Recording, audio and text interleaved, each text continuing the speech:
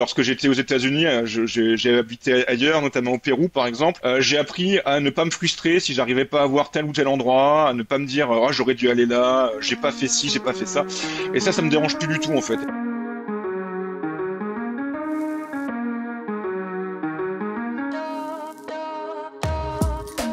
Bonjour à tous et bienvenue dans ce nouvel épisode de Libre et Photographe. Ce podcast est là pour vous accompagner et vous donner les clés pour développer une activité photo pérenne, rentable, en évitant les pièges et en apprenant des meilleurs. Pour rappel, Libre et Photographe vous propose deux formats. Le premier, ce sont les interviews où l'on découvre le parcours et l'expérience de photographes qui ont réussi, qui ont bâti leur succès. Et le deuxième format, ça s'appelle La Leçon. Je partage des conseils concrets de photographes pro pour structurer et booster votre activité de photographe. Je suis Régis Moscardini, coach et photographe depuis 2013. Après avoir quitté l'éducation nationale, je vis à 100% de ma passion. Mon objectif est clair, vous aider à structurer votre business photo et à attirer des clients pour en vivre pleinement. Aujourd'hui, je vous emmène dans l'univers captivant de la photographie de paysage avec un parcours incroyable de photographe, c'est celui de Olivier Steiner. Olivier Steiner est photographe de paysage et aventurier dans l'âme. Son parcours est inspirant. Élevé en pleine nature, dans les Vosges du Nord, il a exploré le Texas, le Pérou et vit aujourd'hui en Suisse, au cœur des Alpes. Prof de physique-chimie, il a su transformer sa passion pour l'image en un véritable savoir-faire mêlant exploration et photographie. Dans cet épisode, on explore son parcours, une enfance au contact de la nature qui façonne son regard de photographe, son apprentissage d'autodidacte de la photographie et ses expériences aux quatre coins du monde. Et on verra aussi sa vie de photographe pro, son passage du loisir à une activité rémunérée, comment il a trouvé ses premiers clients et son approche de la photo, de paysage et ses stages en montagne. Dans cette interview, Olivier partage ses réussites, ses défis, ses conseils pour tous ceux qui rêvent de capturer la beauté des paysages et en vivre. Alors installez-vous confortablement et c'est parti pour un voyage au cœur de la photographie de paysage. Bonne écoute. Bonjour Olivier. Bonjour Régis. Je suis ravi de t'accueillir pour ce nouvel épisode de podcast. Comme très souvent, on s'est rencontrés sur Instagram, c'est-à-dire moi qui t'ai contacté. Je t'ai proposé de faire cette interview, tu as accepté très gentiment parce que je trouve ton parcours assez inspirant déjà forcément, et puis aussi tes photographies le sont évidemment. Et donc j'ai souhaité quelque part, c'est une démarche un peu égoïste parce que j'ai d'abord envie de connaître plus le photographe, mais finalement puisqu'on discute ensemble, autant mettre ça sur la place publique et comme ça tout le monde peut en profiter. Voilà pour la petite histoire. Comment ça va ? Bah, ça va pas mal, hein. Comme je t'ai dit au début, je suis en vacances, donc je commence à profiter doucement.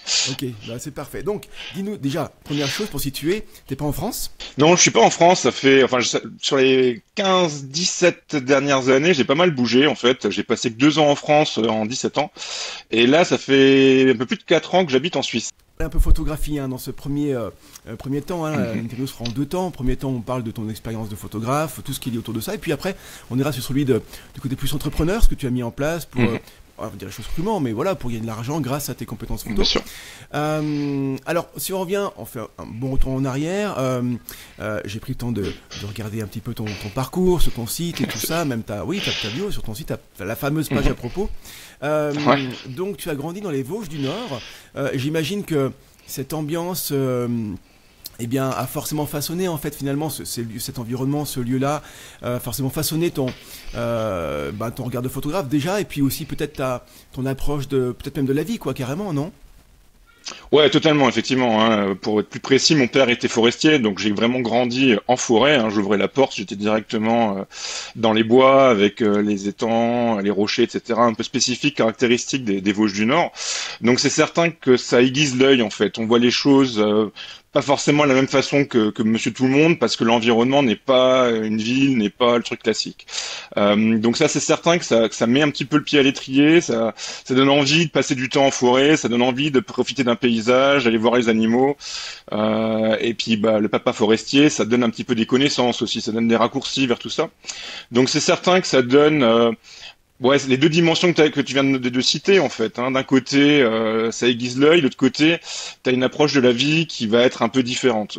Quand tu te retrouves dans une grande ville au départ, quand tu as 18 ans et que tu pars faire tes études, ça fait un peu une claque quand même, hein. Quand tu passes de la forêt, hein, littéralement, je crois que la première maison, quand j'habitais dans la maison forestière avec mes parents, la première maison du voisinage devait être à 700-800 mètres à vol d'oiseau, hein. Donc on était vraiment isolés, et donc se retrouver à faire des études dans une grande ville, ça change un petit peu la donne, effectivement. Et là, on se rend compte que finalement, l'être humain est capable de faire des environnements de vie, des lieux de vie complètement différents les uns des autres, ce qui est assez incroyable, quoi, finalement. Mieux ou pas mieux, bien ou pas bien, finalement, c'est pas la question. C'est juste que c'est très Exactement. différent. Par contre, tu as su t'adapter, j'imagine, quand même, à ce nouvel environnement, quoi. Oui, complètement. Et là, effectivement, comme tu parlais de l'œil du photographe, je pense que j'ai tiré énormément de plaisir aussi à habiter en ville, à faire des photos de ville, notamment durant des voyages, durant des expériences à l'étranger. On s'adapte parce qu'on essaie de tirer le positif de tout, en fait, de la situation dans laquelle on se retrouve. Je me suis retrouvé à habiter à Houston, au Texas. Il est certain que c'est pas du tout la même chose que ma petite forêt avec la première maison à 1 kilomètre quasiment. Là, j'étais dans, je sais plus, 6 ou 8 millions d'habitants, 2 heures et demie de traversée en voiture, enfin voilà, c'est des choses complètement différentes, mais ça reste une curiosité, ça reste un challenge aussi pour le photographe. Je me rappelle avoir passé des soirées entières au coucher de soleil ou en début de nuit, en fait, à faire des photos de skyline, de photos un peu urbaines, en fait, qui restent du paysage, hein, parce que finalement, c'est quand même mon dada, ça reste la photo de paysage. Je pense qu'il y a quand même effectivement des choses super intéressantes avec la ville. Comme tu l'as dit, ces environnements complètement différents que l'homme a su créer. Est-ce que c'est bien, est-ce que c'est moins bien? Je pense que c'est à chacun de déterminer. Personnellement, j'ai besoin de forêts, de montagnes, etc. Mais j'ai apprécié énormément mes bonne dizaine d'années dans des très très grandes villes à gauche et à droite. Et le monde, finalement, parce que là, on parle en gros du, comment dire, de l'environnement construit ou pas construit, finalement naturel ou bétonné, on va l'appeler comme ça, même si c'est forcément réducteur. Mais par rapport ton rapport aux gens, finalement, parce que quand tu dis que t'as mis la première maison, le premier maison était à 700-800 mètres, bah forcément, tu parles pas à beaucoup de personnes, sauf à ta famille. Ouais. Quand t'es dans un environnement hyper citadin à Houston, avec des dizaines de milliers de personnes au kilomètre carré. Comment toi tu vis quelque part cette hyper proximité, quoi? Ouais, alors au début, hein, c'est vrai que la transition, ça se fait en fin d'adolescence, hein, université, on quitte la maison, le foyer pour aller apprendre des choses. Donc là, effectivement, il y a un temps d'adaptation qui se fait, hein, j'ai pas trop de mauvais souvenirs, hein, donc c'est quand même pas si mal. Quand j'arrive à Houston, par exemple, mon but c'est d'en profiter en fait. J'ai 28 ans, je crois, à ce moment-là, ou 29 ans. J'arrive là, je me dis, voilà, c'est de vivre une expérience complète. Donc du coup, à ce moment-là, j'avais déjà commencé la photo, mais vraiment en amateur. Du dimanche, on va dire, hein, pour être sans vouloir être péjoratif, mais avec des envies de faire des choses, une grande curiosité avant toute chose, et je faisais surtout à ce moment-là beaucoup d'escalade. Donc mon but, ça a été de sortir du noyau français, de me retrouver avec des locaux, en fait, découvrir un petit peu le microcosme grimpeur local. Donc j'ai essayé directement, je crois que j'étais même pas arrivé depuis 2 semaines, que j'avais déjà des contacts de grimpeurs, des clubs à gauche à droite, et c'est ces gens-là en fait qui m'ont vraiment aidé en fait de façon inconsciente, hein, en allant grimper les week-ends, etc., mais qui m'ont permis de prendre contact, de lier des conversations, de lier des amitiés. Il y a encore des gens avec qui j'ai des contacts réguliers maintenant, ça fait presque 20 ans. Donc c'est vrai que c'est les contacts-là sur des passions en fait, hein, qui m'ont permis de crever un peu l'abcès, de faire le pas en avant, hein, entre la forêt très isolé avec, comme tu disais, l'environnement familial proche, et puis un environnement complètement différent auquel j'étais totalement étranger, très citadin, très urbain, américain, texan, enfin voilà, les grandiloquences qu'on peut imaginer. Il y avait tout, ouais, il y avait tout. En gros, c'est quasiment tout ou rien, quoi. Donc effectivement, aussi tu as eu cette intelligence-là de t'adapter, aussi d'avoir la curiosité d'aller au contact des gens et de pas juste être un mur et après, si tu y vas, c'est que forcément, tu as aussi une envie d'y aller. Donc, clairement, tu vas pas y aller là-bas pour faire le contraire de ce qu'il faudrait faire. Mais c'est vrai que la photographie, quand même, très souvent, ça dépend quand même des thématiques. Là, sur une thématique, dans la tienne, qui est celle de la photographie paysage, donc plutôt, on va dire, solitaire. Donc c'est vrai que, voilà, c'est pas forcément non plus, si on fait ce genre de photographie-là, c'est qu'on a besoin, probablement, de ce temps presque de méditation. C'est méditatif dans la photographie. Et donc, on peut être parfois un petit peu... pas mal à l'aise, en tout cas pas forcément être à son aise avec beaucoup de personnes. Si on revient un peu toi sur, donc tu as dit 27-28 ans à Houston, tu commençais un peu la photographie, justement la photographie, comment elle est apparue dans ta vie, parce qu'on peut très bien être fils de forestier et vivre dans les Vosges les plus sauvages possibles sans avoir forcément envie d'appuyer sur un bouton d'appareil photo. Comment c'est rentré, c'était quoi tes premières expériences, presque on peut dire émoi, de photographe? Ouais, c'est tout à fait juste, hein. On n'est pas obligé d'avoir un appareil greffé à la main. Je pense qu'il y a deux facteurs. Je me rappelle d'un oncle qui faisait un peu de photos en étant jeune, donc il y avait toujours des réflexes qui traînaient à gauche à droite quand il venait chez nous. Et puis surtout, je crois que ma mère, je devais avoir 14-15 ans, qui un jour craque, achète un réflexe d'entrée de gamme, un Canon, pour pas le citer. Je crois que c'était à l'époque un EOS 5000, bien sûr en argentique, hein. Donc un truc qui m'a permis quand même d'avoir un réflexe dans les mains, d'avoir un objectif, de commencer à comprendre quelques données. Alors voilà, j'étais déjà, bon, on l'a pas dit, mais je suis prof de physique en même temps, hein. Donc la physique, la science, ça a toujours été un truc qui m'intéressait. Et donc avoir un appareil dans les mains, c'était de la physique en fait, c'était une curiosité mécanique et physique, et donc comprendre ce que c'est, et optique bien sûr, absolument, comprendre ce que c'était qu'une ouverture, une vitesse, etc. Ça a été quelque chose de super intéressant d'un point de vue scientifique. Donc derrière ça, après, il y a l'approche un peu plus artistique. J'habite en forêt à ce moment-là, j'ai 15-16 ans, il y a un coucher de soleil magnifique, bon allez, je prends mon vélo, je descends 500 mètres, il y a un petit étang, il y a des reflets, il y a des couleurs, il y a des arbres, il y a l'automne. Donc c'est pas mal de sujets qui invitent à appuyer sur le déclencheur. Est-ce que c'est bon? Parfois c'est bon, mais bon voilà, c'est un peu comme tout le monde. Quand on connaît pas ce qu'on fait, il y a de temps en temps un bon cliché, il y en a 300 ou 400 autres qui sont pas super, qui sont assez moyens.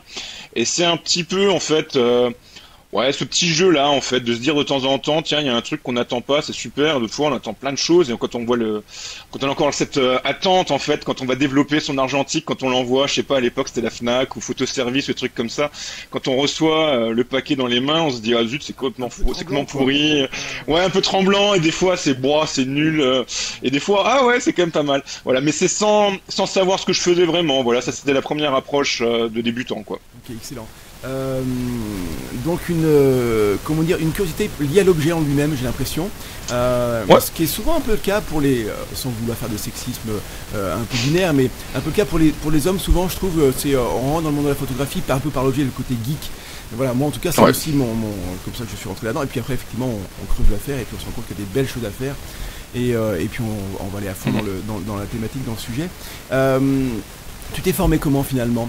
Vraiment comme tu viens de le décrire, c'est-à-dire vraiment sur le tas, essai-erreur, un peu à la méthode presque je veux dire scientifique, c'est-à-dire qu'en gros c'est un peu, je sais pas, tu as des hypothèses, tiens je vais essayer de faire ça, tu testes, tu vois les résultats, tu rectifies.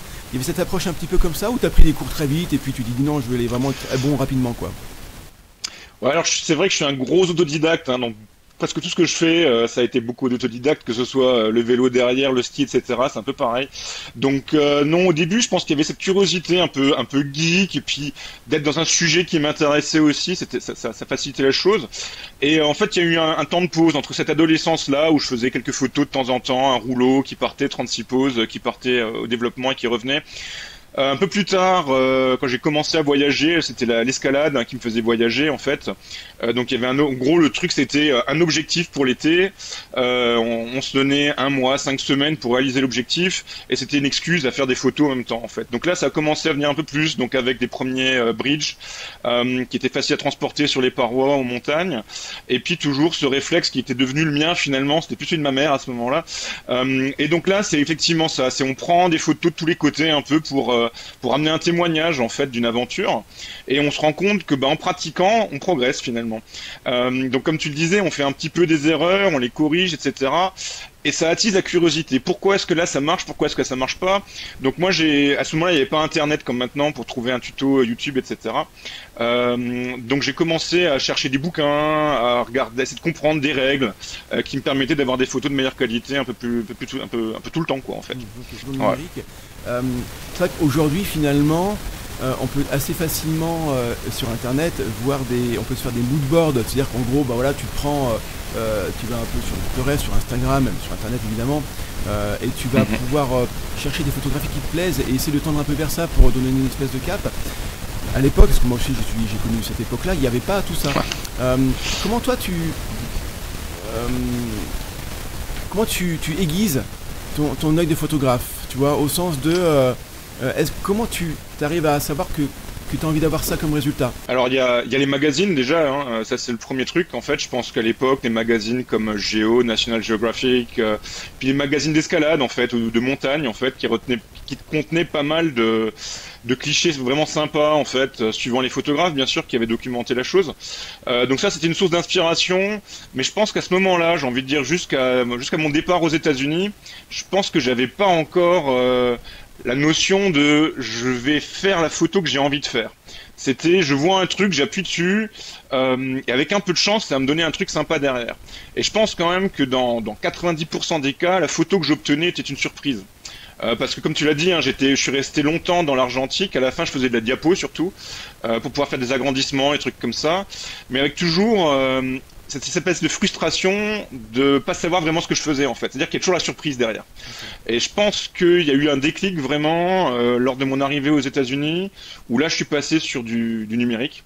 Je suis arrivé très vite. Je me suis dit, au début, je suis parti avec 2 valises. Hein, me suis pas trop cassé la tête. Il y avait une valise avec du matériel d'escalade, une valise avec le reste.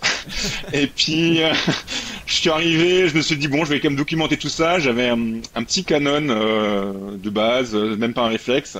Et au bout de 3 mois, je me suis dit bon, faut arrêter les bêtises là. Il faut quand même s'équiper un peu plus sérieusement.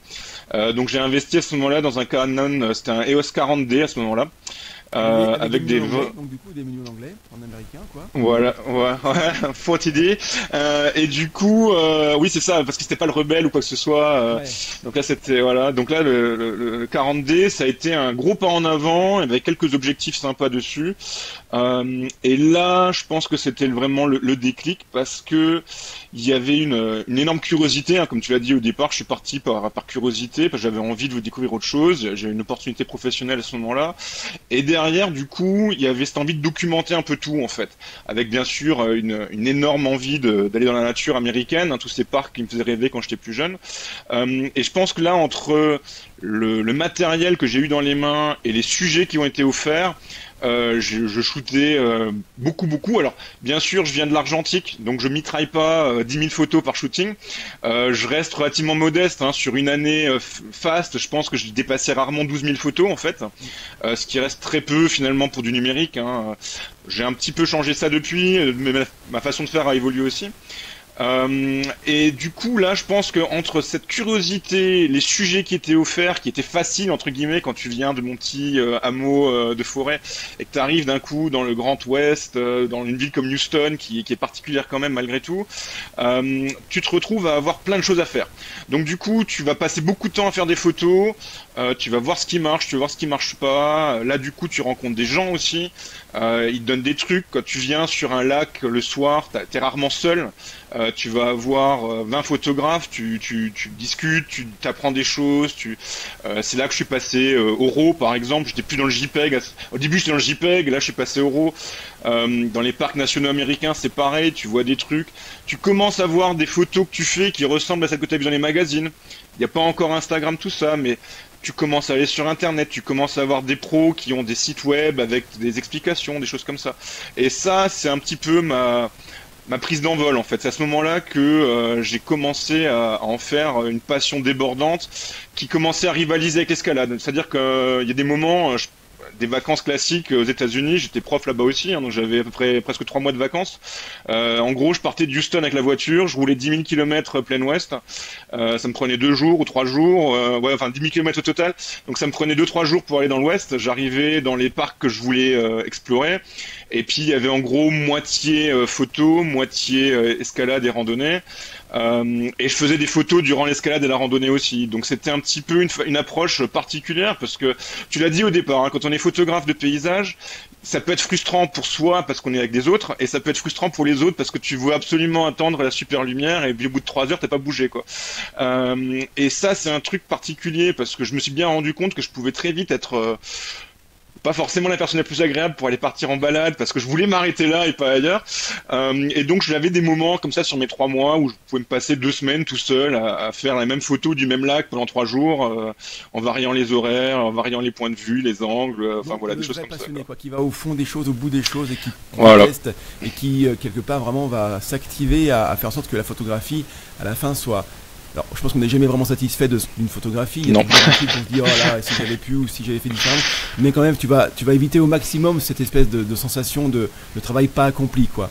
Et écoute, c'est vraiment une description géniale. En plus, qui fait rêver parce que c'est vrai qu'on a, quoi qu'on en dise, on est quand même plutôt baigné par cette culture américaine, notamment par rapport Bien sûr. aux films qu'on a pu voir. Et puis, c'est vrai que c'est grands espaces. Et on pense tout de suite au Yellowstone, mais d'autres aussi, probablement, que j'ai pas en tête. La question qui me vient, c'est, alors je sais pas si c'est facile d'y répondre parce que tu me diras, je me dis que si on me posait la question moi, quelle est la particularité des photographes français, je saurais pas trop quoi dire, mais du coup je te pose quand même une question. Comme tu as côtoyé des photographes américains, est-ce que la culture américaine n'est pas celle de la France, évidemment, hein, ne serait-ce que dans le business, ça n'a rien à voir, par exemple, sur le rapport à l'échec, le rapport aux essais, à l'entreprise, ce n'est pas du tout la même chose, évidemment, donc forcément un rapport à la vie. Est-ce que les photographes américains, j'ai envie de te dire, tu sens qu'il y a une différence, peut-être je sais pas, de point de vue, de façon de procéder, est vraiment différente de celle des Français, même si déjà dans les Français il y a plein de différences, mais est-ce que tu notes toi des différences comme ça? Alors, comme tu l'as dit au début, c'est assez dur d'y répondre. Moi, surtout, c'est parce que c'est là que j'ai pris mon envol, en fait. Donc, c'est vrai que j'ai commencé à approcher la photo pro, en fait, hein, semi-pro et pro, on va dire, aux États-Unis. Donc, premièrement, le truc que j'ai vu, c'était que même les pros que j'ai rencontrés étaient toujours super approchables. Donc, je me rappelle d'un site, par exemple, qui est pas. Il n'y a pas de GPS, etc. sur Internet qui traîne avec des coordonnées, etc. C'est un site un peu secret, entre guillemets, ça l'est de moins en moins. C'est une pierre horizontale, en fait, avec des pétroglyphes indiens qui est derrière des montagnes, etc. J'ai passé 2-3 jours à faire des triangulations avec des photos que je trouvais pour trouver l'endroit, etc. Je me suis baladé dans le désert du coin et tout. Enfin voilà, au bout de 2-3 jours, je trouve ce coin-là. Et j'y suis revenu régulièrement les années suivantes. Et je tombe à un moment sur un type qui vient de Los Angeles, qui est un photographe pro, qui vient de là-bas, qui fait des workshops, qui fait des agrandissements, tu trouves des agrandissements de lui dans certaines galeries aux États-Unis, etc. Et le type, en fait, super approchable, il donne directement des trucs. Il y a pas trop cette espèce de jalousie gardée qu'on peut avoir, que j'ai pu voir parfois. Je dirais pas forcément en France, mais peut-être en Europe. Et pour une raison très simple, c'est que c'est gigantesque, c'est grand. Même si tu vas te retrouver parfois avec des sites où tout le monde est là, et alors que tu fais 100 mètres de plus, il n'y a plus personne, et c'est tout aussi beau.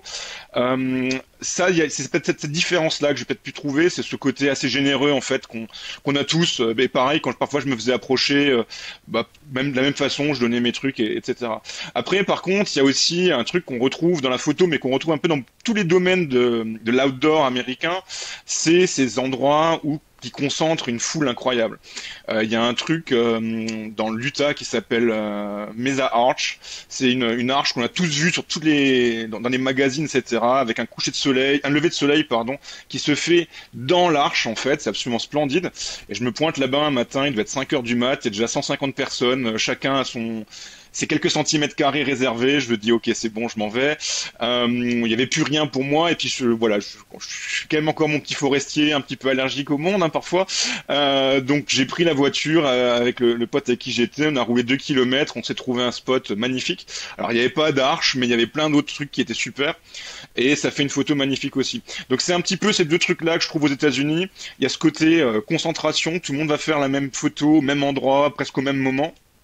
Alors que tu fais un petit peu un effort, que ce soit même avec la voiture, hein, que tu t'éloignes un petit peu de l'endroit connu, et d'un coup, ça du coup c'est pas secret parce qu'il y a personne qui connaît en fait, et donc du coup tu te retrouves à profiter d'un endroit d'un calme absolu, et souvent en fait quand tu rencontres des photographes et que tu rentres un petit peu dans leur jeu, qui comprennent que tu as l'habitude, etc., ils vont te dire marche 200 mètres. tu verras, avec un petit sourire, et puis bon, t'as compris, quoi. Voilà. Ok, ça marche, excellent.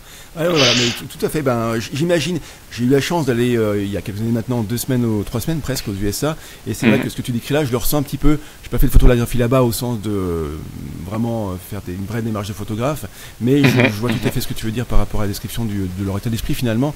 Et c'est vrai qu'on est peut-être plus sur un côté chasse gardée en France, alors que là-bas il y a beaucoup plus de peut-être de partage, mais ça s'explique par leur culture, peut-être aussi leur environnement. Alors maintenant par rapport à toi, ce que tu fais vraiment comme ta démarche de photographe, mais vraiment presque plus sur l'aspect technique, tu veux bien nous en parler parce que c'est important. On aime tout ça comme la technique, donc c'est je sais que l'auditeur aussi aime cette partie-là. On va se focaliser sur une photographie de paysage, tu pourrais même nous choisir une photographie qui t'a marqué, que tu as peut-être fait récemment. C'est quoi ta démarche dans les grandes lignes, hein, mais bien sûr. Peut-être du repérage, tu vois, à la fin, la part que prend le post-traitement, la part que prend la préparation, peut-être sur des logiciels qui existent maintenant pour repérer même le coucher de soleil. On sait que maintenant pour préparer une photographie de paysage, il y a quand même des outils qui sont juste géniaux.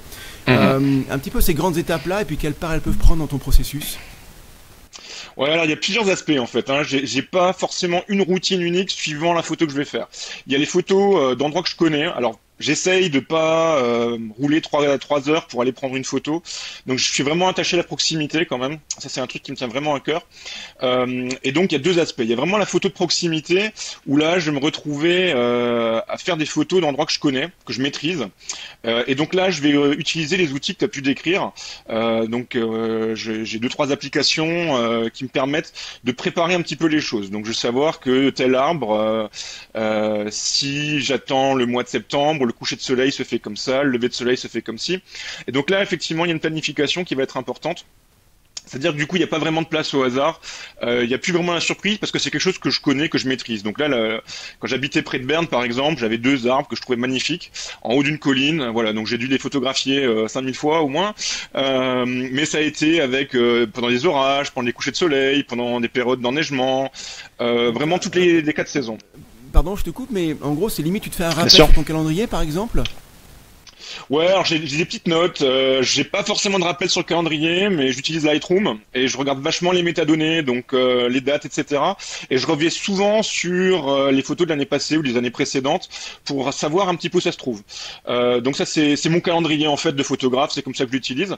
Donc ça, effectivement, j'ai mes petites notes, j'ai mes petites habitudes qui se mettent en place.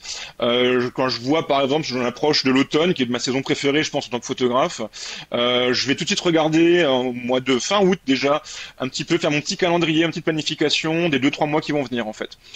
Donc ça peut se traduire par différentes choses, mais c'est un petit peu ma petite démarche. Et donc là il y a de la planification. Encore une fois, c'est un rayon de j'ai envie de dire 45 minutes, 1 heure autour de chez moi, avec des choses que je connais, que je maîtrise. Après il y a la photo qui va être un peu plus loin et sur des choses que je connais moins, par exemple une grande randonnée, une itinérance, un voyage, etc. Et là j'apprécie toujours le côté surprise. C'est-à-dire que j'ai appris sur pas mal de choses. Hein. Lorsque j'étais aux États-Unis, j'ai habité ailleurs, notamment au Pérou par exemple. J'ai appris à ne pas me frustrer si j'arrivais pas à voir tel ou tel endroit, à ne pas me dire j'aurais dû aller là, j'ai pas fait ci, j'ai pas fait ça. Et ça me dérange plus du tout en fait. Et la photo c'est un peu pareil, c'est-à-dire que je vais me retrouver à des endroits qui sont, où je vais peut-être aller une fois dans ma vie en fait. Hein. Il y a un truc par exemple au Pérou qui s'appelle la cordillère Waiwash, qui a été rendu assez célèbre par un type qui s'appelait Joe Simpson, qui a fait une énorme chute en escaladant un truc. Puis après, il a rampé entre les crevasses pendant plusieurs jours. Il y a eu un film, etc. Voilà. Donc je me suis retrouvé là à faire une randonnée de dizaines de jours, de 12 jours, un truc comme ça. Il est certain que je vais pas y retourner demain dans cet endroit-là. Donc là, sur place, à ce moment-là, on prend ce qu'il y a. Là, j'ai envie de dire que, bien sûr, je pourrais planifier, mais je sais que je vais être déçu parce que ma planification sur 12 jours, elle est impossible. Et même si je sais que là, il y a ci, là, il y a ça, il n'y aura pas forcément la lumière, je vais pas y arriver à l'heure prévue, etc. Donc là, je laisse vraiment place à la surprise. J'essaye de vraiment documenter le moment, en fait. Et finalement, par exemple, je prends énormément, et ça fait toujours rire pas mal d'amis photographes. Moi, je prends des photos en plein milieu de journée, ça me dérange pas. Et les photographes de paysages, ça les fait rigoler, en fait, parce qu'ils prennent beaucoup, en fait. Surtout depuis Instagram, je trouve, on prend des photos fameuses golden hour ou blue hour, donc le matin, le soir, et puis le reste du temps, on fait la sieste ou on fait autre chose, quoi. Alors que moi, non, pas du tout. J'ai des photos qui sont accrochées ici récits que j'ai publiés, etc. sur mon site, que j'ai pris à 1h de l'après-midi, parce que le sujet est intéressant, je l'ai illustré différemment, et ça apporte quelque chose d'autre. Donc là, c'est la photo un peu surprise, un peu sur le moment. J'essaie d'encourager tous les jeunes qui me posent des questions là-dessus aussi, à dire, n'attendez pas le coucher de soleil, parce que ça se trouve, il va être pourri ce soir, on n'en sait rien. En été, ça peut vraiment être décevant, le coucher de soleil aussi. Sortez, prenez. Des fois, il y a un soleil de plomb, c'est nul. Bon, c'est pas grave, on a fait une balade, on a fait un repérage, on a profité un petit peu de l'environnement. Et pour moi, c'est tout aussi important que de passer trop de temps à prévoir, et puis derrière, ça crée une frustration. Là, j'ai un super exemple, enfin pour moi, c'est un super exemple. C'était Mono Lake. Mono Lake, c'est en Californie, c'est un lac alcalin que j'ai photographié des milliers de fois aussi. J'y ai passé des semaines entières à camper autour, à bouger d'un coin à l'autre. Donc finalement, j'ai pas planifié avec Google Maps et compagnie ou d'autres applications, ça n'existait pas à l'époque, mais c'était vraiment les temps présents. Donc j'ai commencé à apprendre que si je suis de tel côté du lac à telle heure, ça fait ci. Si je vais de l'autre côté, il y a telle chose qui va se placer dans le cadre et qui va donner quelque chose d'autre. Et au fur et à mesure, je crois que ma dernière visite à Mono Lake, ça a finalement été ma meilleure photo, qui est une photo que j'ai aussi sur mon site. C'était un peu le bol, je m'attendais pas à faire de la photo, j'étais parti me balader avec ma compagne, et puis d'un coup j'ai dit écoute, je suis désolé là, mais je vais te pourrir la soirée, je vais retourner la voiture, prendre le matos, et on va se poser là 4-5 heures.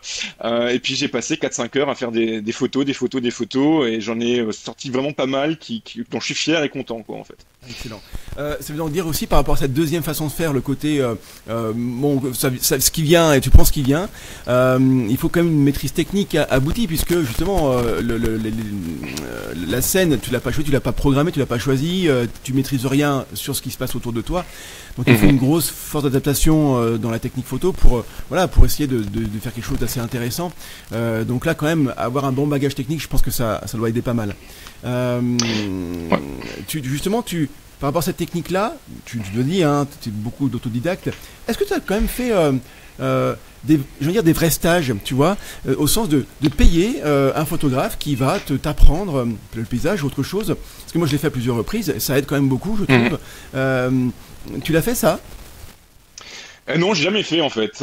J'ai plusieurs fois été tenté, en fait, mais après c'est surtout c'est pas que j'ai pas voulu, en fait, c'est plus que j'ai toujours cherché à profiter de mes erreurs, en fait. Voilà, c'est-à-dire que comme j'ai dit, j'ai essayé d'apprendre à ne plus être frustré par pas mal de choses. Donc ma première chose, c'était apprendre à ne pas être frustré par mes erreurs. Donc effectivement, des fois, comme tu dis, ça demande parfois de réagir rapidement. Moi, je photographie quasiment tout en manuel en général, donc aussi bien ouverture, déclencheur, etc., vitesse d'obturation, ISO, tout ça. Enfin voilà, je choisis toujours mes réglages moi-même, et je me suis retrouvé des fois à rentrer avec les yeux encore tout brillant, en me disant waouh, ça va être génial, et puis quand j'arrive sur l'ordinateur, c'est la catastrophe, j'ai complètement foiré le truc, quoi. Parce que effectivement, j'ai oublié un truc, un détail, j'ai pas été attentif à ma vitesse d'obturation, j'ai changé d'objectif entre-temps, et j'ai oublié de faire voilà, des petits bugs comme ça, voilà. Et ça, pour moi, c'est extrêmement formateur, en fait. C'est-à-dire que c'est une source de frustration, t'as envie de tout balancer, c'est certain, mais en même temps, ça permet de se dire ok, ça c'est un truc, faut que je fasse attention, je ferai plus. Donc effectivement, la courbe d'apprentissage, elle va peut-être être plus lente, mais en même temps, t'apprends beaucoup de choses. T'apprends la patience, t'apprends la frustration. Donc pour moi, ça c'est super important d'un point de vue personnel.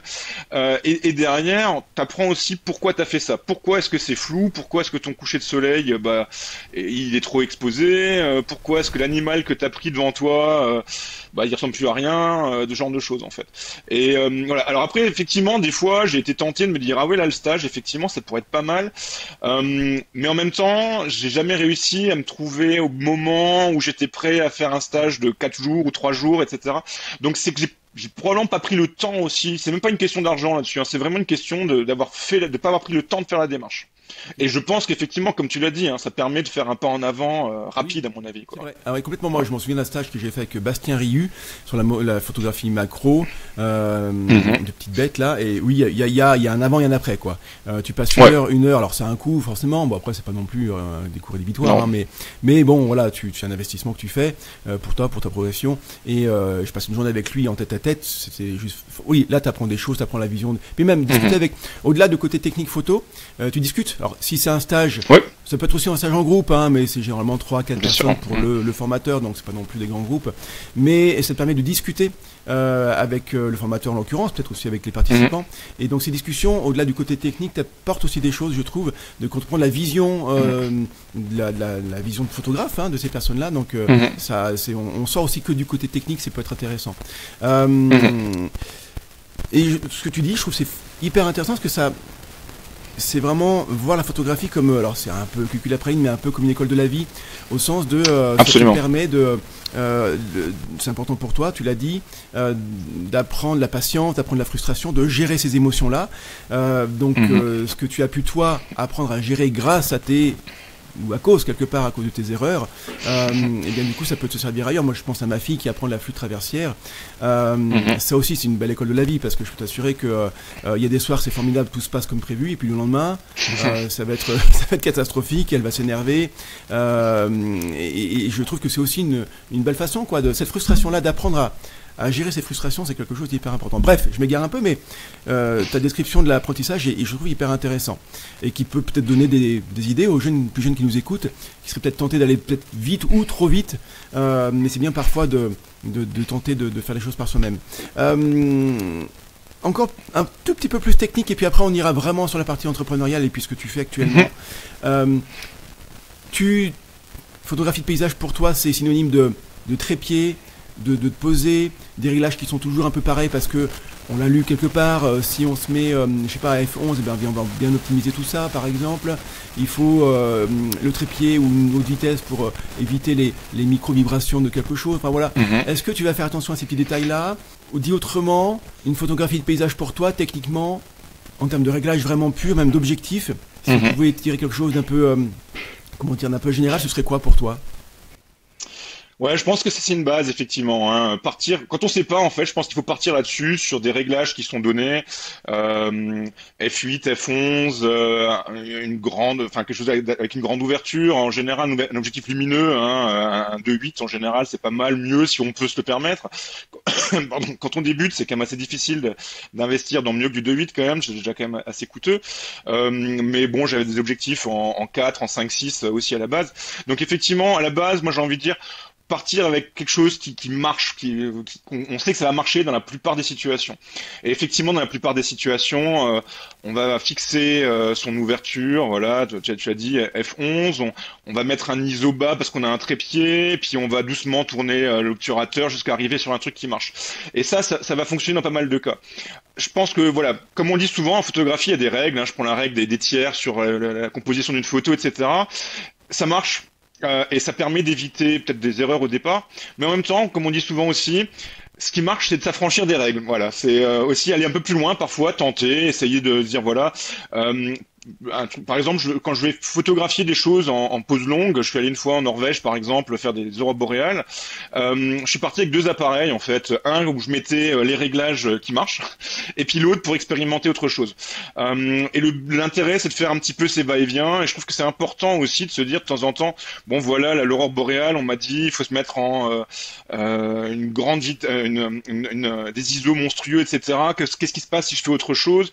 Et en expérimentant comme ça, ça nous permet de faire des erreurs, de les confronter à la recette miracle, et on se rend compte qu'en fait, il n'y a pas de recette miracle, qu'il faut essayer, qu'il faut varier.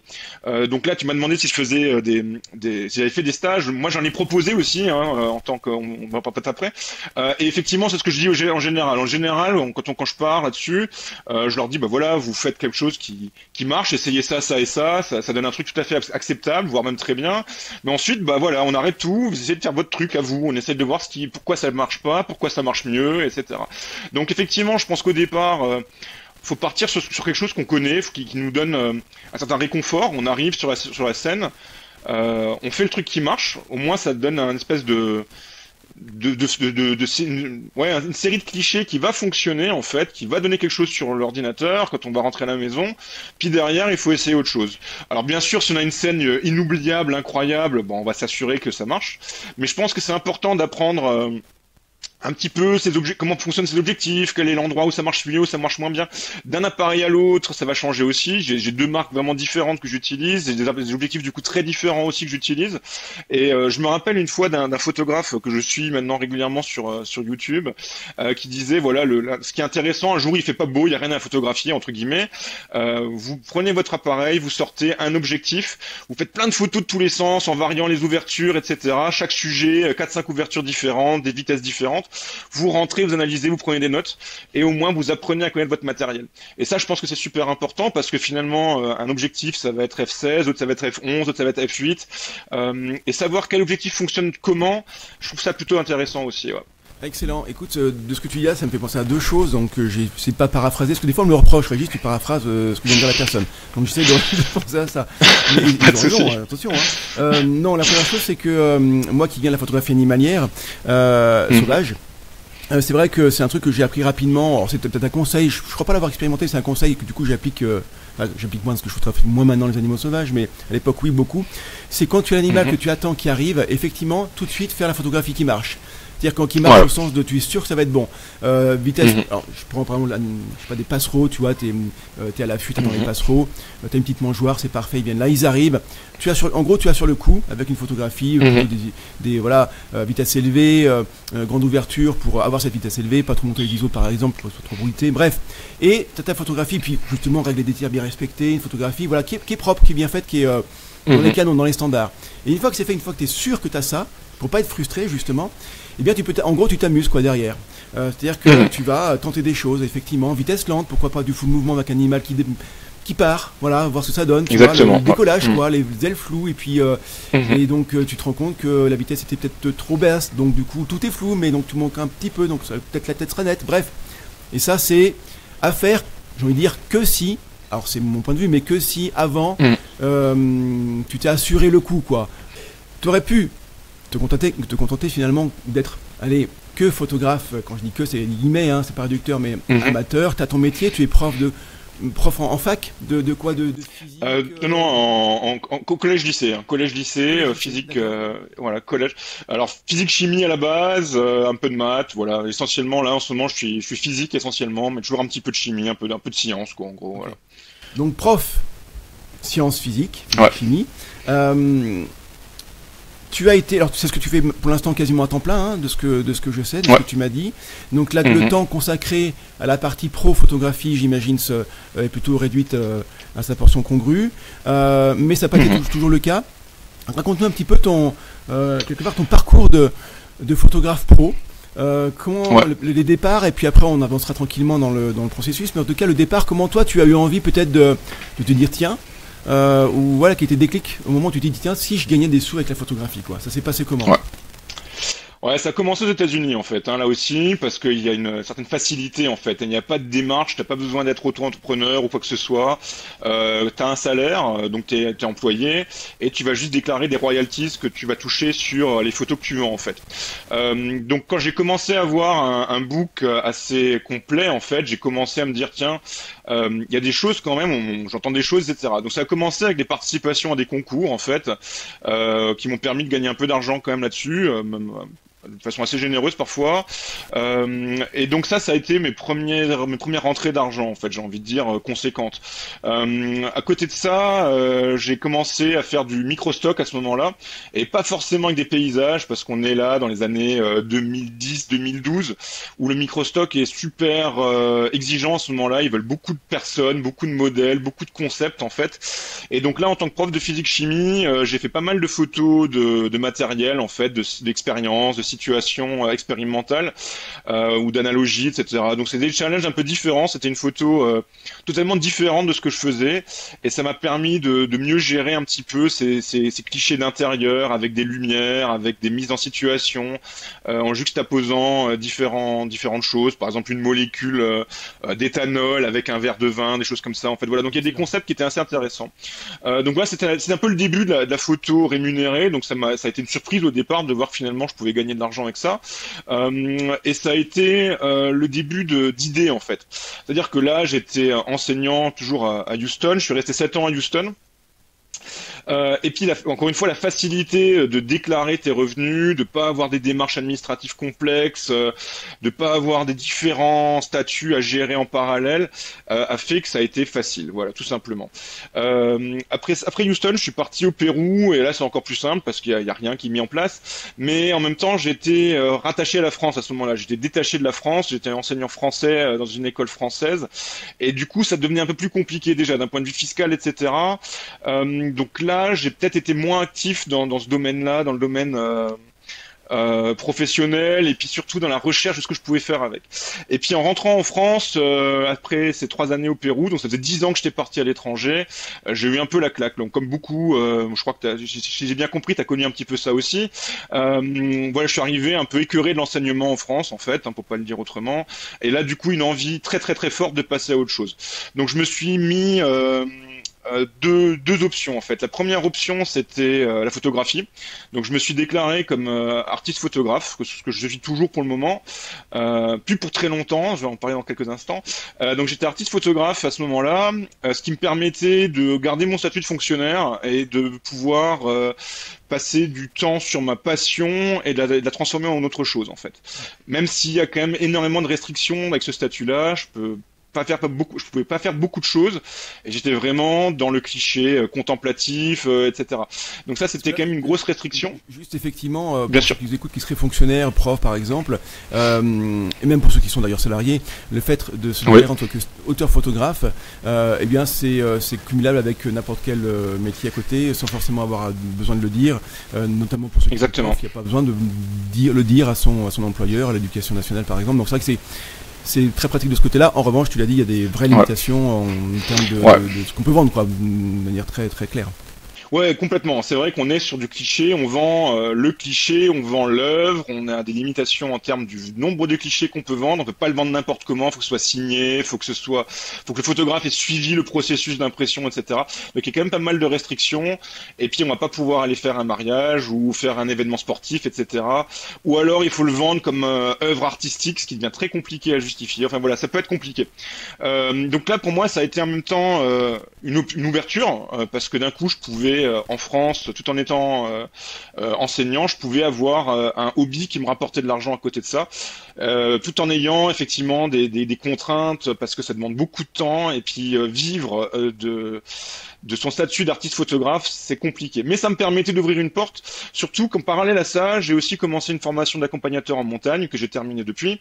Et du coup, ça m'a permis de mettre en place cette idée de photos, de faire des stages, en fait, des randonnées photos, des bivouacs photos, et donc d'emmener du monde dehors, en fait, pour faire des photos de choses que j'aimais. Leur faire découvrir une façon différente de faire des photos, parfois, de lutter un peu contre l'instagramisation de la photo aussi, hein, si je peux le dire. C'est-à-dire que mon but, c'était de leur montrer qu'une belle photo, c'était pas forcément une photo qu'on avait déjà vue sur Instagram, et que le paysage que tout le monde a envie de voir n'est pas forcément celui qui produira la meilleure photo, parce qu'on sera difficilement aux mêmes conditions que la photo qu'on a vue sur National Geographic ou Instagram, etc. Donc c'était de profiter un peu plus du milieu extraordinaire qui est offert, hein, une forêt, une montagne, quelle qu'elle soit en fait, pour introduire des éléments de photo, de technique, de composition et de nature en même temps grâce à ce diplôme d'accompagnateur en montagne. Donc ça a été, là on arrive, j'ai envie de dire, dans les années juste avant le Covid, hein, 2020. Donc 2020, j'ai eu ce statut d'auteur photographe qui a été très compliqué à mettre en place parce qu'avec le Covid, tout a été un peu fermé. Donc je peux pas dire que j'en ai fait une expérience extraordinaire à ce moment-là, parce que c'était compliqué à ce moment-là de faire marcher une entreprise, mais en même temps ça m'a permis d'ouvrir le concept et les idées. C'est-à-dire que là maintenant j'ai mon diplôme d'accompagnateur, je peux emmener des gens en montagne assez loin, etc. Je peux faire des bivouacs. J'ai fait pendant mon stage d'accompagnateur des sorties photos qui ont été plutôt très sympas. Comme tu l'as dit avant quand tu parlais des stages, j'ai rencontré des gens qui sont devenus des amis, donc il y a des discussions, des échanges, des partages, des approches différentes et voilà, il y a un peu le prof en moi qui ressurgit à ce niveau-là, c'est-à-dire que pour moi, l'enseignement, que ce soit la photo ou autre, ça va jamais dans un seul sens en fait, c'est toujours un échange. Et donc tu reçois des choses des autres aussi, quoi, en fait. Complètement. Le côté un peu presque, le mot est un peu fort pour le moment, mais presque Eldorado que tu as vécu quand tu t'es lancé aux USA et puis au Pérou, tu l'as pas retrouvé Là en France, bon, il y avait le contexte du Covid, hein, forcément, qui a compliqué. J'ai l'impression qu'il y a une différence quand même d'état d'esprit, ça on le sait, par rapport aux Américains et par rapport aux Français dans l'entrepreneuriat, mais même par rapport aussi à tout ce qui concerne la législation. Alors, c'est vrai que du coup, moi, je n'ai que ce prisme de l'administration française et du législatif français. D'un côté, on peut dire que c'est quand même plutôt pas trop mal fait parce que ça protège quand même ça protège quoi? Ça protège quand même les statuts sont assez protecteurs. J'ai l'impression qu'on peut pas, c'est pas faire de la politique, hein, ce que je dis là, c'est pas le sujet. Mais j'ai l'impression quand même que voilà, il y a un côté protecteur, c'est-à-dire qu'il y a des statuts qui permettent d'être protégés, en gros la Sécu, quoi, voilà, tu vas cotiser parce que l'argent, mais en retour t'as une espèce de sécurité. Ce que tu peux beaucoup moins avoir aux USA, j'imagine. Tu peux pas avoir le beurre, l'argent du beurre, quoi. Absolument. Le photographe indépendant aux États-Unis, il peut avoir une vie compliquée en fait. Hein. Il va falloir vraiment qu'il mette des croix sur certaines choses au début de carrière. Une assurance santé aux États-Unis, ça coûte extrêmement cher. Si t'as pas un employeur, si t'es indépendant, il va falloir avoir un chiffre d'affaires conséquent avant de pouvoir se payer quelque chose de correct en fait, tout simplement quoi en fait. Hein. Moi, j'étais employé à ce moment-là, donc c'était facile. Et encore une fois, je pouvais, comme mon occupation principale, c'était l'enseignement avec une assurance santé à ce moment-là qui était absolument incroyable. J'avais énormément de chance parce que du coup, je déclarais tout en royalties et c'était facile. Donc, je court-circuitais énormément de choses en fait. En rentrant en France, j'ai un peu la même chose. Hein, finalement, j'ai une occupation principale qui me permet d'avoir mon assurance maladie, ma retraite, etc. Donc, je vais pas dépendre de mes cotisations liées à la photographie pour ma retraite derrière en fait. Donc ça, c'est quand même relativement intéressant. Et puis, comme tu l'as dit, déclarer un statut d'auto-entrepreneur, c'est facile. Ce qui est compliqué, en fait, c'est le cumul des emplois. Aux États-Unis, tu veux faire 3 boulots, c'est ton problème, tu fais 3 boulots, quoi, en fait. Il y a des gens qui ont effectivement 2 boulots, ils font barman le soir, ils font autre chose durant la journée, c'est assez classique. Ça peut être compliqué à gérer pour eux, hein, mais c'est quelque chose de personnel.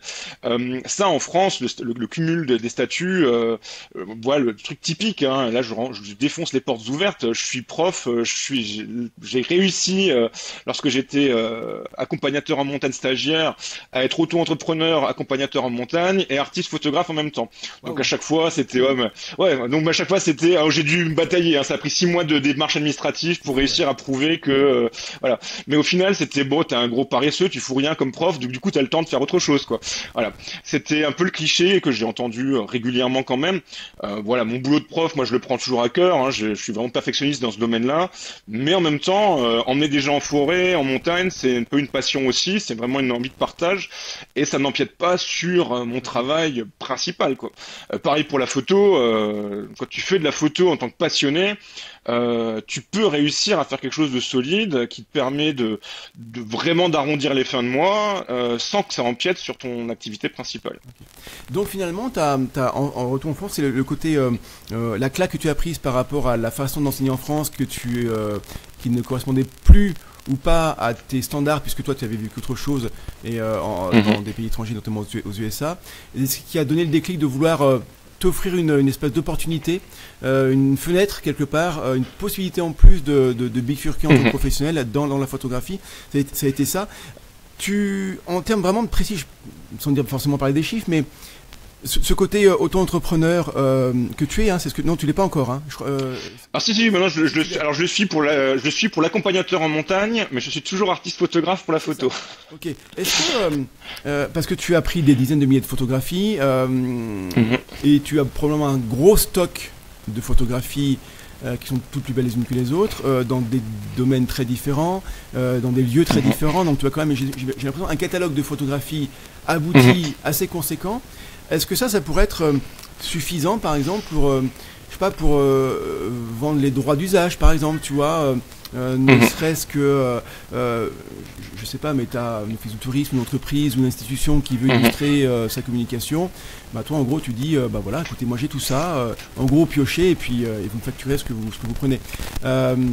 Est-ce que c'est quelque chose que tu exploites, que tu as déjà fait, ou que tu comptes faire peut-être ? Alors c'était l'idée effectivement. Hein. Le début, quand j'ai commencé à me déclarer, quand je suis revenu en France en fait, hein, donc 2018, j'ai commencé à démarcher un petit peu.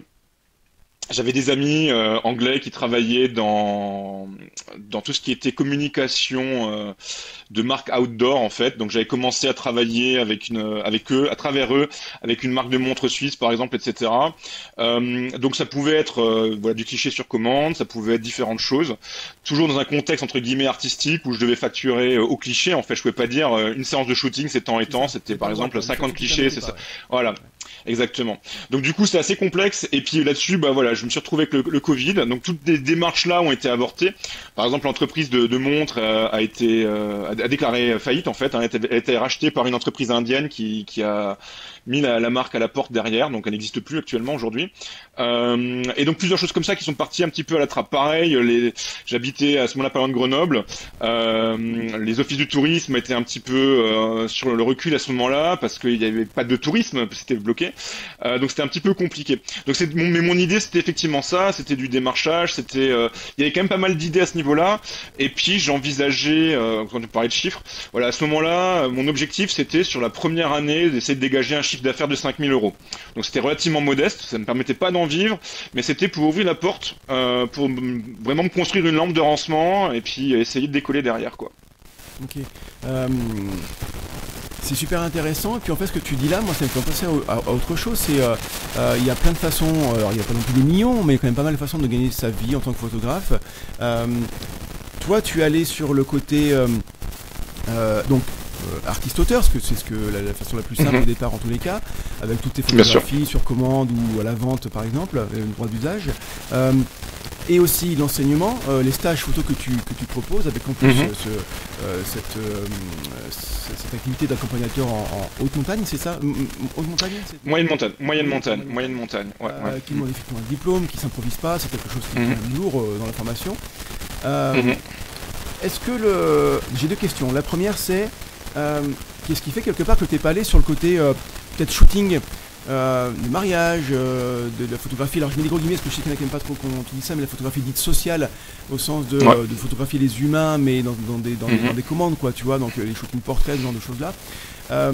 Voilà, tu aurais pu aussi aller sur ce terrain-là. A priori non. Qu'est-ce qui fait que t'as pas fait ça quoi? Ouais, alors c'est au départ en fait, je pense que j'ai voulu rester dans quelque chose que je maîtrisais vraiment. J'ai fait un petit peu de mariage aux États-Unis avec des amis, des connaissances, etc. Mais sans forcément délivrer les photos, hein, parfois pour moi, simplement par curiosité. Et donc du coup, il y a un côté super intéressant à ça, c'est qu'à chaque fois c'est différent, c'est un peu unique en fait, et donc du coup faut réagir. Et j'aime beaucoup le côté réaction en fait, où il va falloir être rapide et va falloir essayer de capturer des émotions, des regards, des interactions entre les humains justement. Donc ça peut être du mariage, ça peut être des événements divers et variés, hein, ça peut être une sortie en montagne, un événement commercial, etc.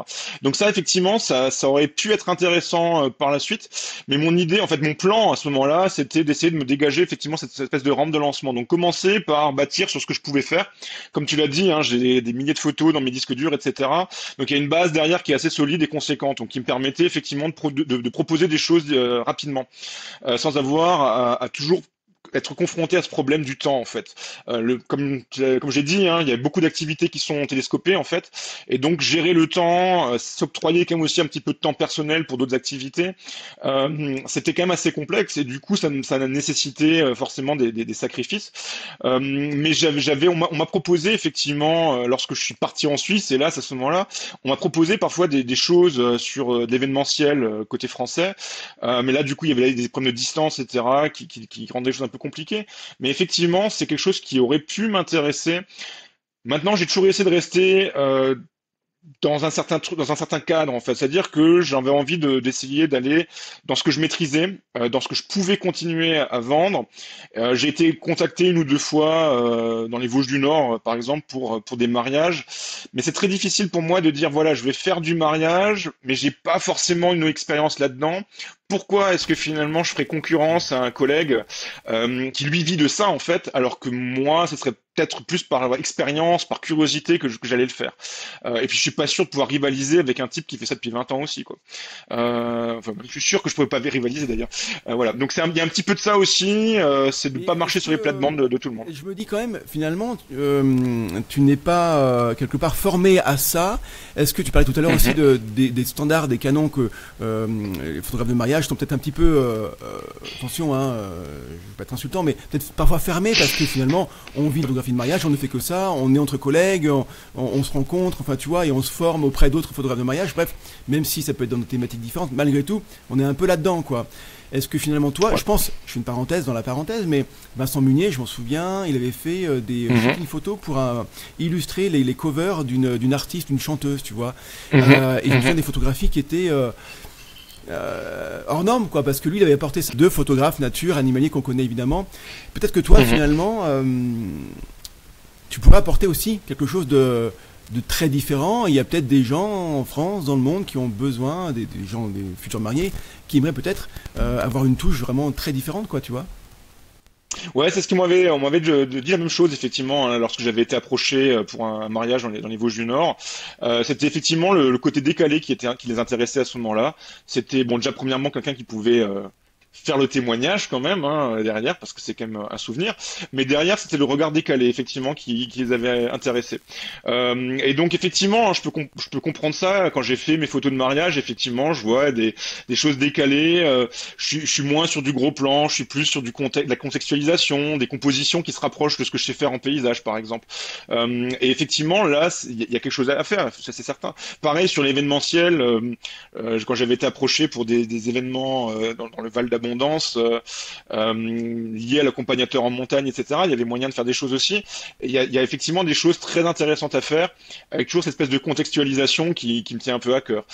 Donc on a forcément un regard différent. Et puis l'exemple de Munier, alors Munier c'est encore une dimension stratosphérique hein, à côté de moi, mais voilà. Mais du coup effectivement je comprends complètement la démarche. Ouais. Ouais, complètement. Il y a un photographe, et là juste, je vais en parler évidemment, j'oublie le nom, mais ça, je suis coutumier du fait, et ceux qui m'écoutent, ils seront pas étonnés. Ah oui, ça revient. Stanley Leroux, qui est photographe à la base, photographe de paysage. Et en fait, il est allé sur le terrain de la photographie de motocross, donc un monde qui n'a rien à voir évidemment avec ce qu'il fait. Et parce que je pense à la base, il devait être aussi passionné, en tout cas, il avait une espèce d'appétence pour ce monde-là quand même. Et c'est vrai que ses photographies étaient complètement différentes de ce que pour d'autres collègues finalement photographes, avec des points de vue au grand angle, au ras de terre, avec des coups de flash par exemple, tu vois. Enfin des choses et ça lui a permis de. Et il s'est fait connaître en fait vraiment. Il l'a exploité en tant que photographe. Dans ce milieu-là, ça lui a ouvert des portes et après il est revenu sur ses premiers amours de photographe de paysage et il a pu après financer des voyages, mais tu vois c'est vraiment d'abord une espèce d'approche très différente, très marquée, qui lui a permis de se distinguer et donc de se faire connaître. Sur le côté communication, j'ai l'impression que tu fonctionnes pas mal sur le réseau, tu nous as pas parlé, mais le côté un peu réseautage, c'est pas un mauvais mot, hein, mais est-ce que tu parles d'amis que tu avais, les Anglais pour la marque de montre, mais tu as dit aussi des rencontres que tu as pu faire, tu as pas mal quand même comme tu as baroudé, tu as pas mal de connaissances. Je veux dire, tes clients viennent principalement de ce réseau que tu as pu te constituer sur toutes ces années-là. Si oui, à la limite, comment tu peux l'exploiter à fond? Sinon, comment tu communiques aussi autrement pour aller chercher quelque part tes clients, notamment dans la formation, mais aussi peut-être des clients qui ont besoin de tes images? Ouais, alors c'est vrai qu'il y a un peu de tout hein, là-dessus. J'ai essayé de cultiver la base, effectivement. Donc c'est les connaissances, c'est les gens qu'on a rencontrés, c'est les opportunités. Donc là, par exemple, les amis anglais, c'était des gens qui sont devenus des amis, hein, mais qui un peu comme nous deux là aujourd'hui, on s'était rencontrés sur Instagram parce qu'ils cherchaient des illustrations de photos outdoor. Et puis j'avais sur mon site, j'ai une partie blog. Ils avaient récupéré quelques articles de mon blog pour mettre en avant le côté qu'ils voulaient promouvoir en fait. Donc ça leur donnait du contenu assez rapidement. Et puis derrière, ils sont partis sur des marques, etc. Donc là, ils ont une activité un petit peu différente maintenant parce qu'avec le Covid, eux aussi, ils ont un peu souffert. Et ils sont plus forcément sur de l'outdoor uniquement. Mais voilà, ça c'est du réseautage qui a commencé un peu comme ça. Beaucoup d'opportunités. Aux États-Unis, c'était pareil. En fait, tu rencontres quelqu'un, tu gardes une adresse email, tu as un ami d'un ami, tiens, tu vas le rencontrer. Ça marche comme ça. Donc ça te donne une petite base en fait qu'il faut cultiver.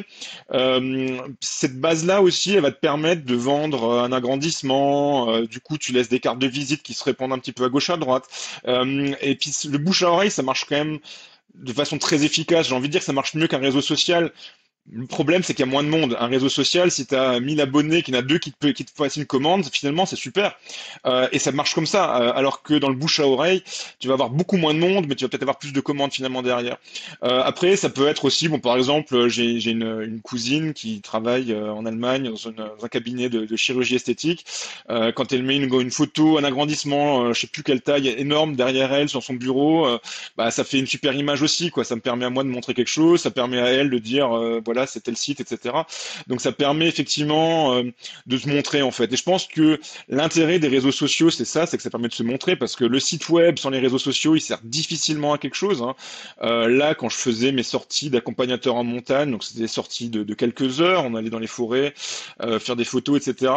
Ça passait par les offices du tourisme, mais dans 100% des cas, même pour l'office du tourisme, c'était avant tout par les réseaux sociaux que la nouvelle était diffusée en fait. Donc sur la première sortie que j'ai fait, par exemple, je crois qu'il y avait une personne qui avait pris connaissance de la sortie par le site des Vosges du Nord, du parc naturel des Vosges du Nord, pardon, et tous les autres c'était par Facebook quoi, en fait. Donc voilà. Et donc du coup le trafic il vient vers mon site web des réseaux sociaux et des connaissances encore une fois. Ça peut être quelqu'un qui a dit ah oui je connais quelqu'un, il est en Suisse actuellement, il fait de la photo, et puis du coup d'un coup je vois effectivement qu'il y a quelqu'un qui vient des États-Unis qui a passé 1 heure sur mon site à lire le blog ou à regarder les galeries quoi. Et donc voilà, c'est des choses comme ça. Après encore une fois, je pense que mon expérience elle est tronquée par le Covid aussi, où là j'avais commencé à faire du démarchage, chose que je j'ai pas le temps de faire actuellement. Et du coup le démarchage, à mon avis, ça reste quand même la base du professionnel à temps complet. Quand tu es en semi-pro comme moi, en fait, pour la photo, t'as pas forcément besoin de démarcher. Enfin, disons que tu ne dépends pas du démarchage pour vivre, en fait. Et donc, du coup, tout ce que tu prends, c'est du bonus. En ce moment, je suis effectivement très, très, très occupé par mon activité principale. Donc, du coup, j'ai très peu de temps pour tout ce qui est... même mon site web, là, il est un petit peu à l'état de friche en ce moment. Et du coup, voilà, c'est quelque chose que j'aimerais réussir à surmonter. C'est me reprendre du temps pour consacrer à la photo. Et puis pour redynamiser cette activité. D'autant plus que là, maintenant, je suis en Suisse, je suis embauché par une école suisse, donc j'ai plus d'attache fiscale avec la France et je peux repartir sur un statut d'indépendant qui est plus large. Donc je peux revendre des calendriers en fin d'année, je peux revendre des choses que j'avais pas le droit de faire en France, quoi, en fait. Voilà. Ouais, c'est ça. Bah écoute, tout ça c'est très très clair. Et encore une fois, ce que tu dis, ça me évoque des choses. C'est l'intérêt de la discussion, tu me diras. Mais par exemple, le réseautage, je pense, les gens qui nous écoutent pourraient se dire. Et moi aussi j'ai eu un peu cette faiblesse de penser, oui mais c'est facile parce que voilà Olivier il a eu la chance en même temps il s'est donné la chance Olivier, mais de voyager, passer 7 ans à Houston, le Pérou, passer 10 ans à l'étranger, tu te fais des contacts dans des domaines différents, des gens qui sont d'une culture différente, c'est très, très riche tout ça. Et puis on pourrait se dire ouais mais il a de la chance parce qu'Olivier il a une cousine qui nanana, et puis il a des potes en Angleterre. En fait je pense sincèrement, je suis convaincu de ça, qu'on a tous finalement, on a tous un réseau quoi. Seulement on a l'impression que ce réseau-là, qu'on prend pas le temps peut-être de matérialiser, on va pas l'activer. C'est une erreur, très vraiment, c'est une erreur. Comme tu l'as dit, c'est très court, ça peut être quelques dizaines de personnes à peine, mais dans ces quelques dizaines de personnes, il y a probablement qui sont très intéressés et qui pourront nous, c'est pas donner un coup de main, mais voilà, travailler ensemble, peut-être des partenariats, des échanges de bons procédés. Et je suis persuadé que vraiment activer dans un premier temps ce réseau-là, ça peut fonctionner. Moi, je pense toujours un photographe, et là, effectivement, je pense avoir oublié son nom, qui était très très bon dans le réseau, qu'il est toujours d'ailleurs, et qui a ce talent de pas avoir peur de demander. Et je crois que c'est ça en fait qui fait aussi la différence, c'est qu'il faut demander. Même si on sait qu'on a un réseau, qu'on a des connaissances, et que, parce que notre métier nous en donne un, ou qu'on est quelqu'un qui est peut-être localement, qui est un peu connu parce qu'on a plein d'activités associatives ou autre chose, peut-être même politiques, si on ne demande pas, on n'aura rien. Donc il faut vraiment demander, quoi. Faut pas avoir peur de ça. Ça fait un peu d'honneur de leçon, mais en le disant, je me le dis pour moi-même, parce qu'on est tous ça peut-être des fois un peu timide, ou on n'ose pas pour peur de déranger. Mais je crois que j'en suis même sûr, il faut demander. Et puis souvent, en demandant, tu sais, c'est comme le syndrome de quand on est en classe, on n'a pas compris, on n'ose pas demander parce qu'on a peur de passer pour un âne, quoi. Et en fait, en demandant, souvent, on rend service à 90% de la classe. Là, c'est un peu pareil en fait finalement. Donc, quand on demande, on se rend service à soi, c'est quand même l'essentiel. Et puis aussi, souvent, on peut rendre service à la personne en face qui, elle, peut-être, du coup, tiens, ça peut être intéressant. Ouais, complètement. Là-dessus, je rebondis aussi là-dessus très rapidement. C'est que si on attend que ça vienne, en fait, c'est difficile de vendre. Quelqu'un qui vient te demander, t'as presque l'impression qu'il vient te faire une faveur ou un service, en fait. Donc du coup, moi, je sais que j'ai du mal à vendre au prix que je m'étais fixé. Donc je te connais, bon, allez, je fais un rabais, etc. Et au final, d'un point de vue commercial, c'est nul, en fait. Alors que quand on demande, quand on fait la démarche, on rentre dans une démarche commerciale directement. On n'a pas la surprise de quelqu'un qui vient nous demander parce qu'on le connaît en plus, etc. Et du coup, on casse un petit peu cette barrière de l'inconfort, de la connaissance, de l'amitié, etc. On rentre directement dans une relation commerciale et ça facilite quand même les choses, effectivement. Ton parcours est fascinant. Merci. En même temps, il fait envie. Il y a une espèce de, d'une forme de jalousie, quoi. Tu vis ce que tu as vécu à Houston, ces grands parcs nationaux, même au Pérou, tout ça. Quelque part, c'est un peu cette vie-là de photographe que moi, personnellement, j'aurais voulu vivre. La vie a fait que j'ai pas fait ça, mais et en même temps, je trouve ça génial de parler avec quelqu'un qui a pu vivre tout ça. Peut-être un petit mot de la fin, Olivier. C'est quoi pour toi, quelque part, la suite, tu vois, même pourquoi pas dire ce que tu veux faire, et ça peut faire, c'est l'objet aussi de l'interview, peut-être de la pub, quoi, tu vois, qu'est-ce que tu vas lancer prochainement dans ce cadre de la photographie pro? Ouais, alors là, d'un point de vue, pour le moment, effectivement, j'ai plus de projection comme quand j'étais jeune sur des années, donc on est sur du court terme, hein, c'est sur l'année qui vient en général. Donc je suis dans une école que j'aime beaucoup, donc ça va rester mon activité principale parce que ça me permet d'être dans un cadre qui est hallucinant, hein. J'invite tous ceux qui connaissent pas Verbier, le Val-de-Bagne, à regarder où ça se trouve, hein, à côté du Grand Saint-Bernard en Suisse. Il y a des montagnes à 4000 mètres autour, on n'est pas loin du Mont Blanc. Enfin voilà, ça reste un endroit qui me permet d'être établi ici assez solidement. Mais en même temps, effectivement, mon envie, c'est de continuer à développer cette activité de photographe d'extérieur, j'ai envie de dire, hein, au sens large. Donc d'emmener des gens en montagne en tant qu'accompagnateur, photographe. Et ce statut d'accompagnateur photographe, j'ai envie de le conserver, de le développer.